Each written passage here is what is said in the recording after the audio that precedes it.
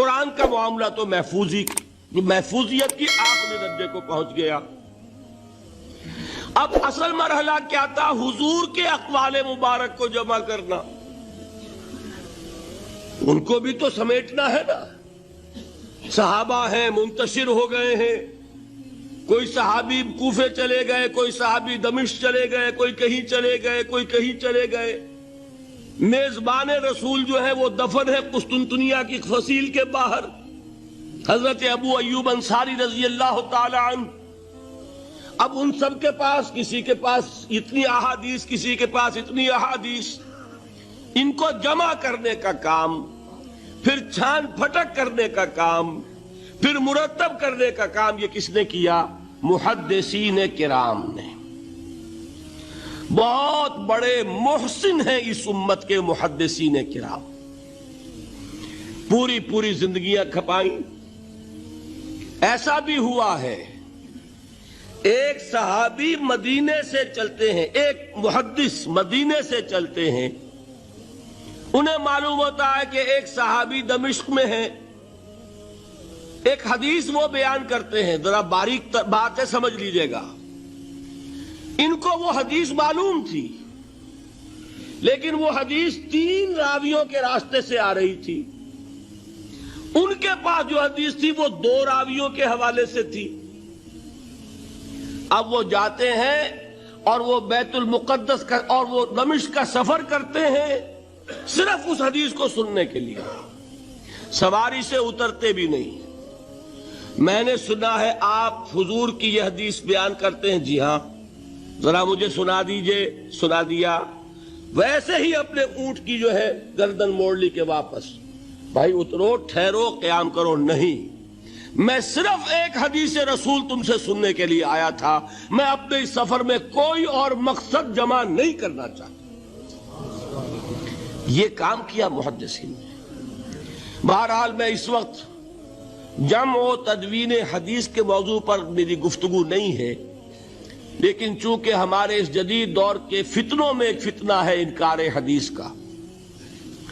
لوگ سمجھتے ہیں جیسے کہ ڈرائنگ رومز میں بیٹھے ہوئے آرام سے کتابیں پڑھتے ہیں، شاید ایسے ہی محدثین کا کام تھا۔ انہوں نے جس طرح زندگیاں لگائی ہیں اور جس طریقے سے حدیث کو جمع کرنے کے لیے مشقتیں جھیلی ہیں، اس کا آج ہم تصور نہیں کر سکتے۔ اچھا، وہ تو محدثین کرام ہیں، ان میں بھی اب ایک کا نام نوٹ کر لیجئے، چوٹی پہ کون ہے؟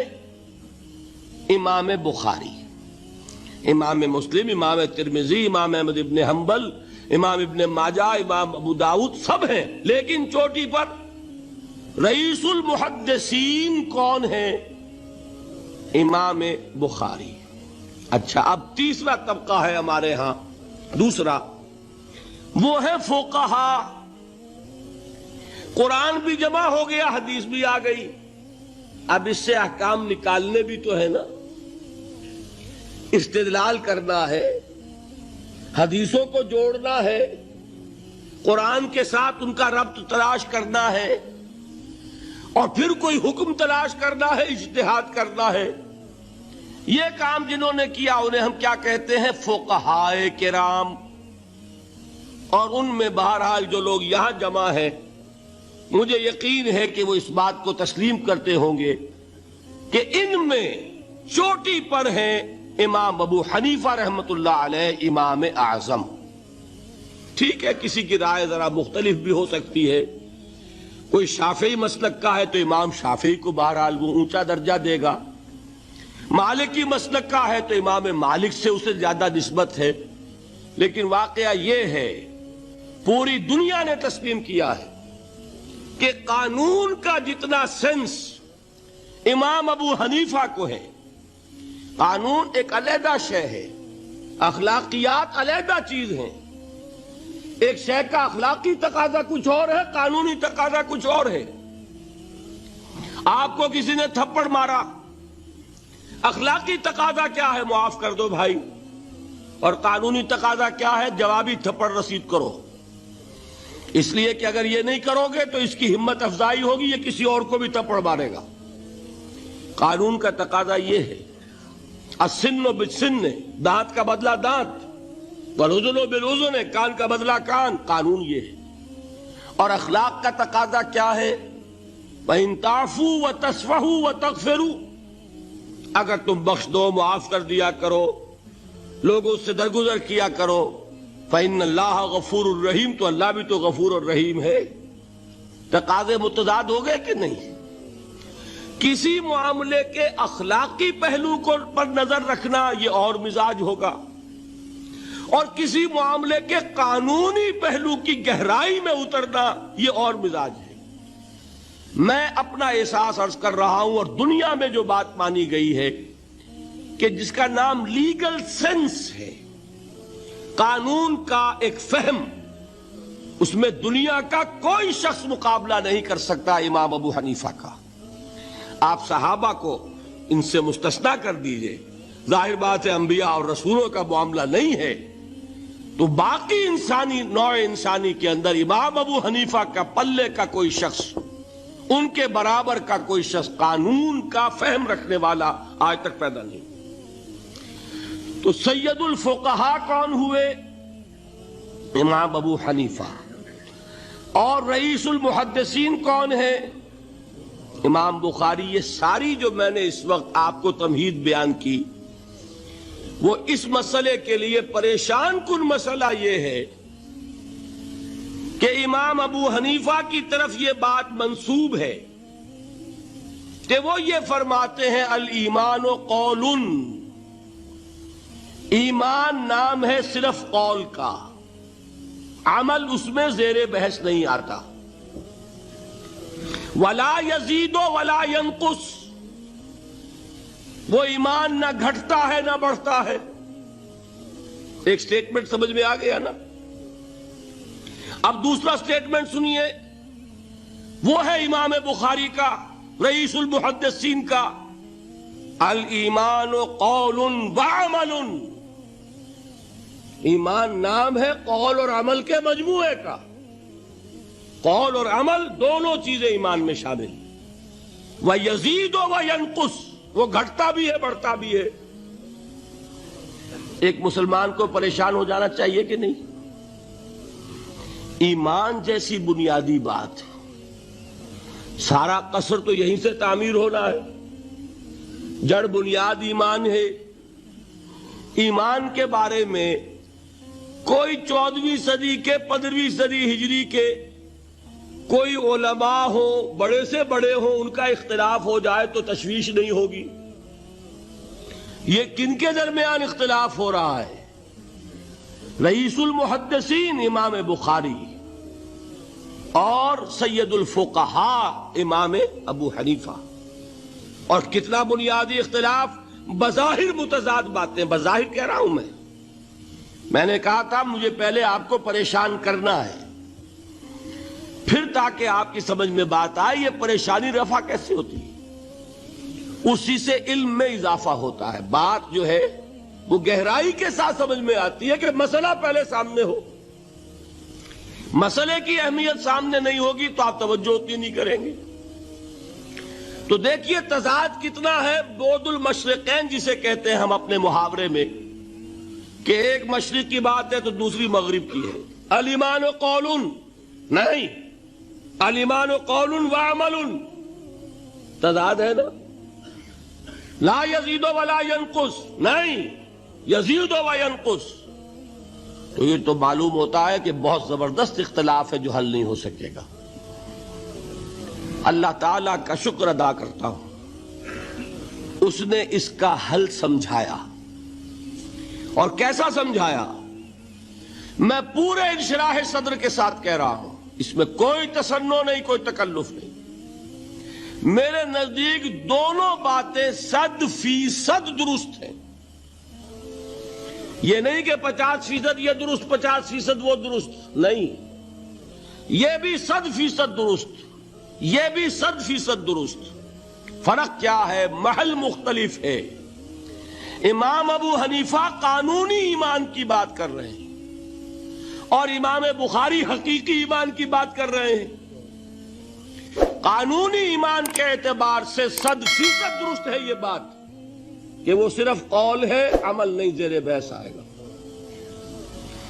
ایک شخص نماز نہیں پڑھتا کافر نہیں ہے، نماز کا منکر ہو جائے کافر، زکوٰۃ نہیں دیتا فاسق ہے فاجر ہے، کافر نہیں ہے، زکوٰۃ کہہ دے کہ ہے ہی نہیں دین میں، کافر۔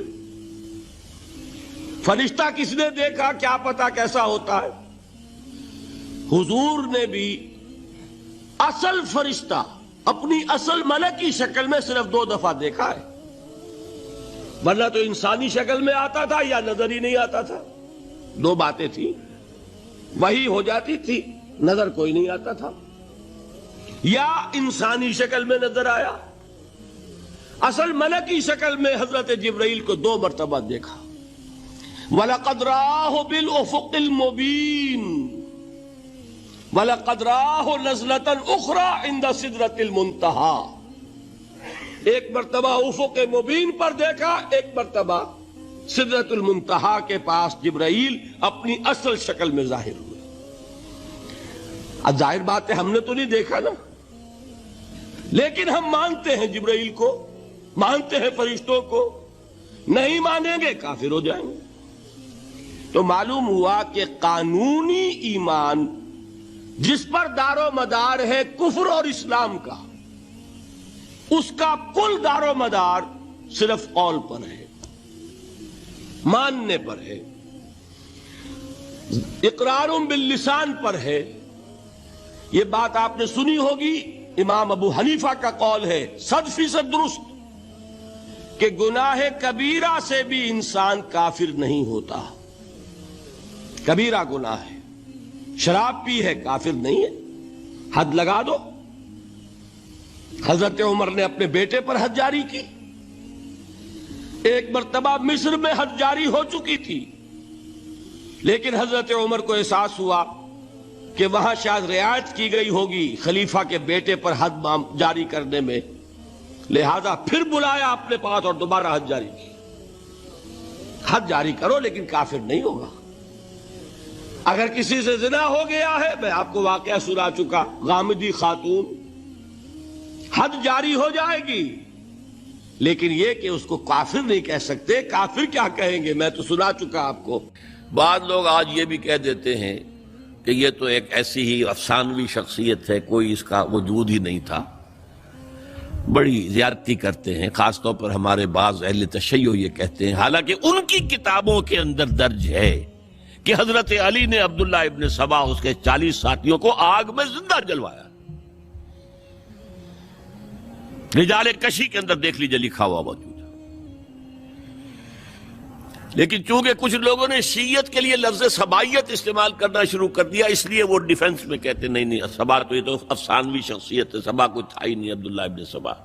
نہیں، عبداللہ ابن سبا ایک شخص تھا یہودی، وہ اسلام کا لبادہ اوڑھ کر آ گیا دارالاسلام میں۔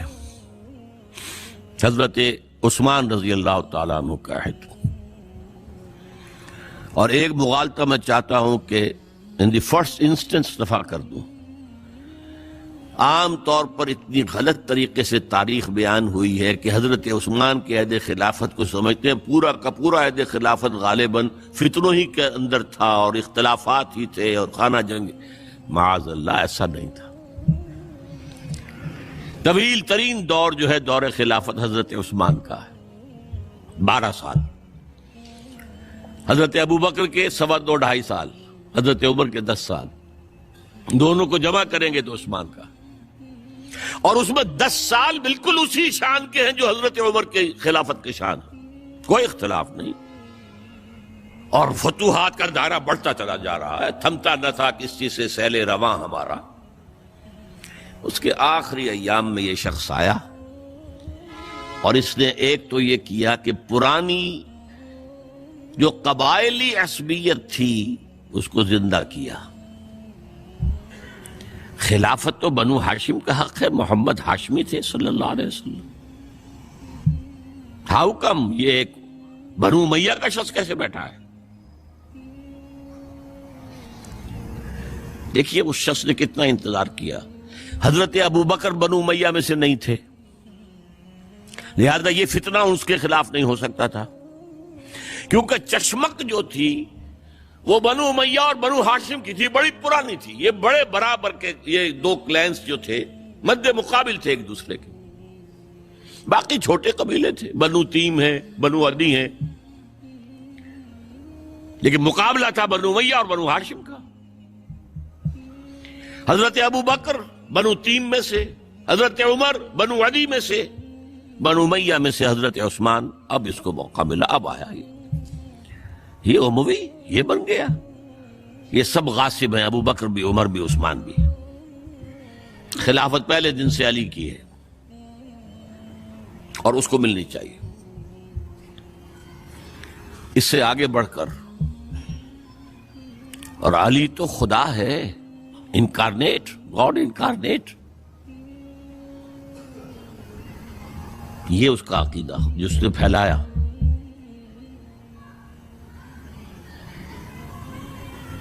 یوں سمجھئے ایک شخص نے حضرت عیسیٰ کے دین کو زیرو کر دیا تھا۔ لوگ مانتے نہیں کہ ایک شخص اتنا کچھ کر سکتا ہے۔ یہودی اور سازشی ذہن، ان کی صلاحیت اور ذہانت، ایک شخص تھا پال، حضرت عیسیٰ کو خدا کا بیٹا بنانے والا، وہ توحید ختم، تسلیس آ گئی،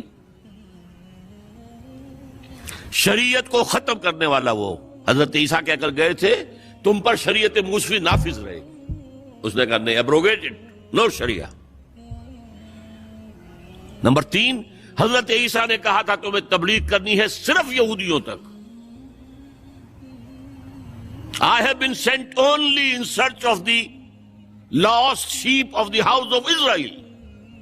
میں صرف اسرائیل کے گھرانے کی کھوئی ہوئی بھیڑوں کی تلاش میں آیا ہوں، تمہیں باہر تبلیغ نہیں کرنی۔ اس نے تبلیغ کا دائرہ وسیع کیا۔ وہ دین مسیحیت ختم، وہ دین پالزم ہے جو چلا ہے اس کے بعد۔ سمجھ رہے اس بات کو؟ اور یہ ڈاکٹر مائیکل ہارٹ نے بالکل صحیح لکھا ہے کہ کرسچینٹی جب تک حضرت مسیح موجود تھے، وہ سوائے ایک یہودیوں کے فرقے کے اس کی کوئی اور حیثیت نہیں تھی، لیکن پال نے اسے ایک انڈیپینڈنٹ دین بنایا۔ ایک شخص کی کارروائی ہے یہ ساری، اور آج پوری دنیا، پوری عیسائی دنیا اسی پر ہے، تسلیس پر بھی، اور شریعت ختم، اور دعوت جو ہے کرتے پھر رہے ہیں پوری دنیا کے اندر۔ اسی طرح اس نے کیا، قبائلی عصبیت کو چھیڑا اور حضرت علی کا مبالغہ کیا، یہ خدا ہے، اوتار، گاڈ انکارنیٹ۔ تیسرا کام کیا کیا کہ حضرت عثمان رضی اللہ تعالی عنہ اور ان کے جو عاملین تھے، گورنر کوفے کا ہے، گورنر شام میں دمشق میں ہے، گورنر مصر میں ہے، ان کے خلاف پروپیگنڈا شروع کیا۔ یہ بیت المال میں خیانت کر رہے ہیں، یہ غبن کر رہے ہیں، یہ اپنے عزیزوں کو جو ہے پال رہے ہیں، ان کو دے رہے ہیں، وہ اقربا پروری کر رہے ہیں، اور یہ کر رہے ہیں، اور ٹیکنیک کیسی عجیب۔ کوفے میں کوفے کے گورنر کے خلاف بات نہیں کریں گے، دمشق اور مصر کے گورنر کے خلاف بات کریں گے۔ اب کہاں دنیا کے پاس ذرائع تھے کہ کوئی ویریفائی کرے بھئی یہ بات صحیح ہے کہ نہیں ہے، غلط ہے، نہ کوئی ذرائع رسل و رسائل ہیں۔ اور اگر آپ کوفے میں کھڑے ہو کر عثمان نے یہ کر دیا، عثمان نے یہ کر دیا، عثمان نے یہ کر دیا، یہ کر دیا، اب کون اس کو جو ہے اس کی تحقیق کر سکے گا؟ دمشق میں گئے ہیں تو دمشق کے گورنر کے خلاف کچھ نہیں، عثمان کے خلاف، اور کوفے کے گورنر کے خلاف، اور مصر کے گورنر کے خلاف۔ مصر میں گئے ہیں تو اس کے خلاف کچھ نہیں، دمشق اور کوفے کے گورنر کے خلاف اور عثمان کے خلاف، اور پھر ہر طرف سے بلوائیوں کو لا کر گھیراؤ کر لیا حضرت عثمان کے گھر کا۔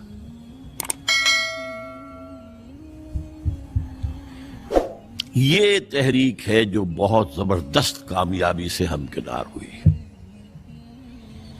یہودی سازش۔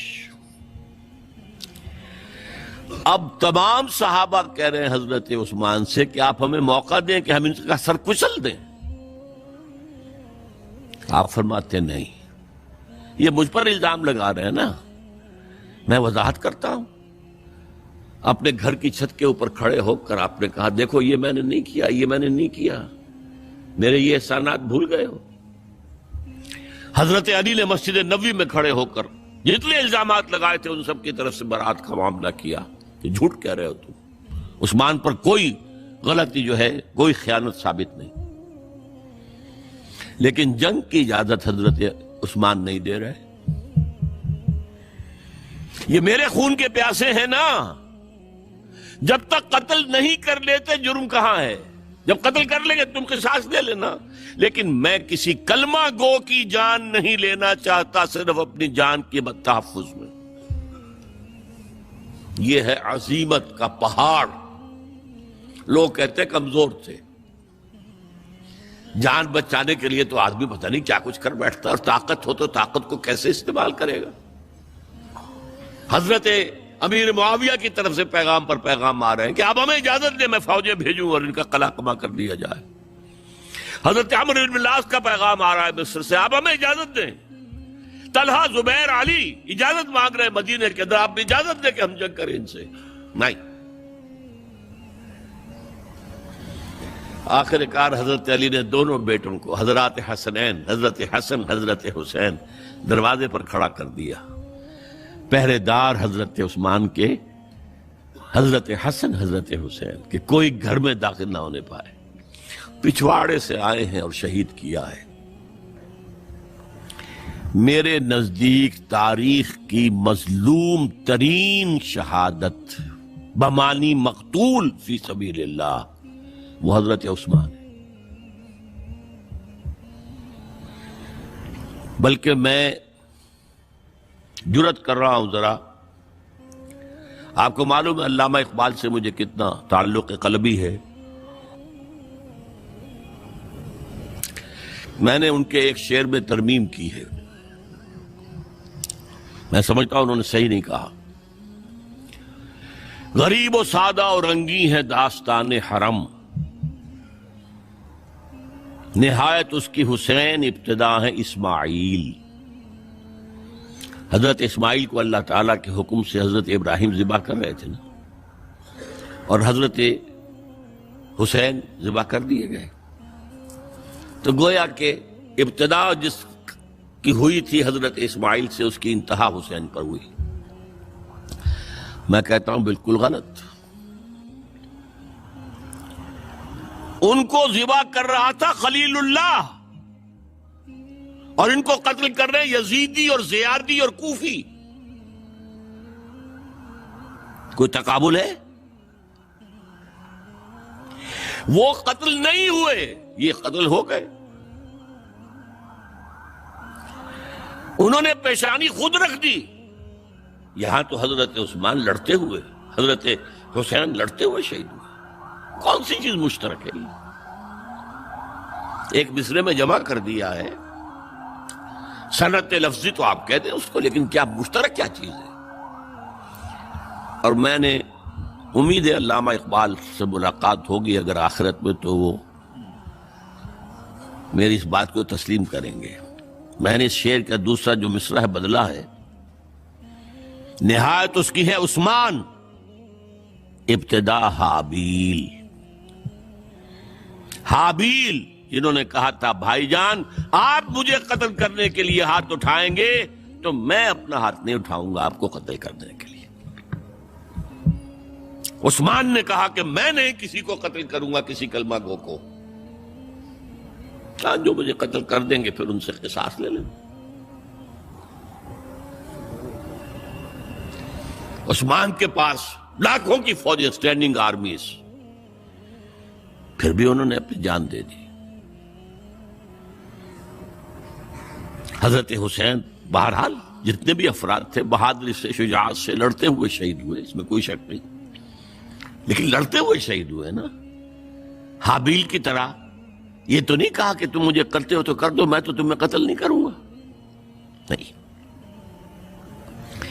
بہرحال یہ جو تھا فتنہ، اس کو کہا ہے اور اس کو کتاب میں لکھا گیا، باقاعدہ ایک تصنیف ہے، الفتنۃ الکبریٰ، عظیم ترین فتنہ، حضرت عثمان کی شہادت۔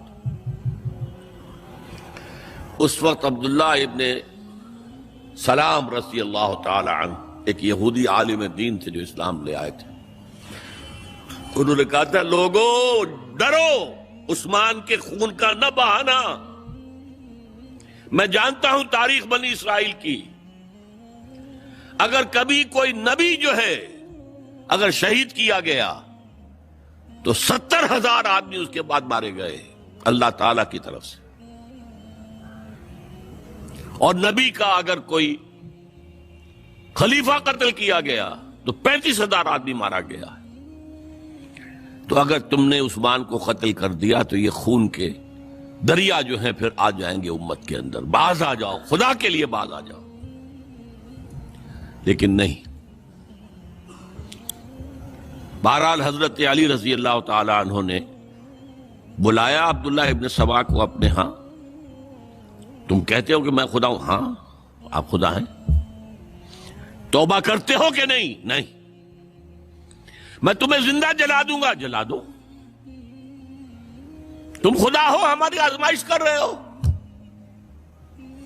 حضرت علی نے عبداللہ ابن سبا کو 40 ساتھیوں سمیت زندہ جلوایا،